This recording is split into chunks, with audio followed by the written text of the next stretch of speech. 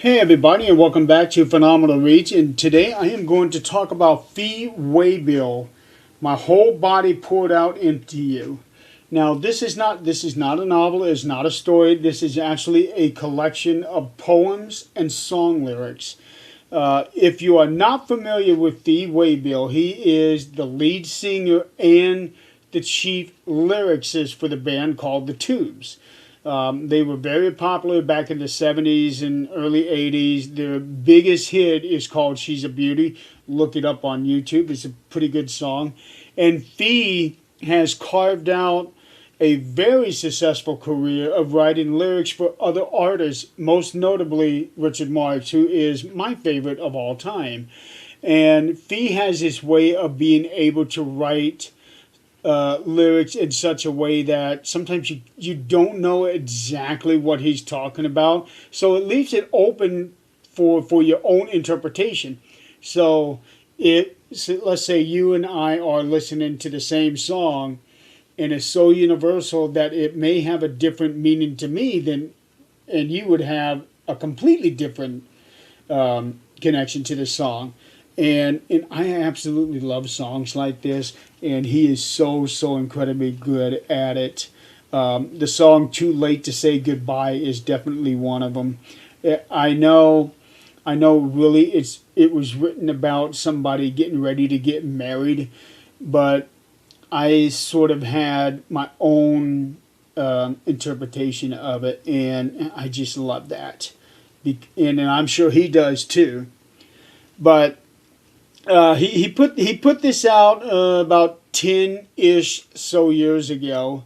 Um, there's a collection of some poems that he had written over however long, and then there's a big collection of all these lyrics that he had written. Most of them had never been released in song form. Now, I know that probably all of them have been written to music, but they just haven't been released. Um, until recently, actually, because he a few years ago he put out an album called Fee Waybill Rides Again, and it actually has some songs from this book that I remember reading, and they reading something and listening to in a song are completely different things. You would think that wouldn't be the case, but for me it is. When I read something, I read it in one way, but when I'm hearing somebody sing those same words, it's like a different kind of experience, and all of a sudden, boom, you're there. You are connected to it. You know exactly what it is. Faker is one of them. How dare you say goodbye? um, Love Line, which actually is something that was released prior to this book, so that's actually the one exception.